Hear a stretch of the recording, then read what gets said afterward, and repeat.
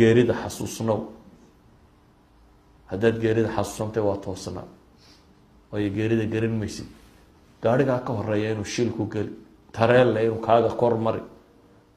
garan maysid geerida xasuusnow qiyaamuhu yuu kaa libdhin haddaad qiyaamaha ilowdo adduunuunu hortaada yaallo waagu markuu beriyo barnaamijkaad la soo kacdaa inuu yahay adduunuun hadduu noqdo oo aada ilowdo alxamdu lilahi aladii axyaana bacda maa amaatana wa ilayhi nushuur qofka muminkii markuu soo kaco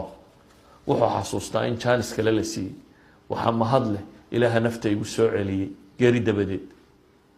isaguna loo noqonayo wa ilayhi nushuur qiyaamaha ilaabina aayadku waxay kaloo ina farayaan waxyaabaha lagu toosnaaday asbaabta waxaa ka mid a alamru bilmacruufi wanahyu cani lmunkar muxaadaraad badan oo hore duuban waa helaysaan oo asbaab alistiqaama ah ama asbaab athabaati cala diin labaduba iyagoo duuban bay ku jiraan nadka ilaahay waxaan ka baryayaa subxaanahu watacaala annaga iyo idinkaba dembigeena inuu dhaafo dembigii waalidkeen dhaafo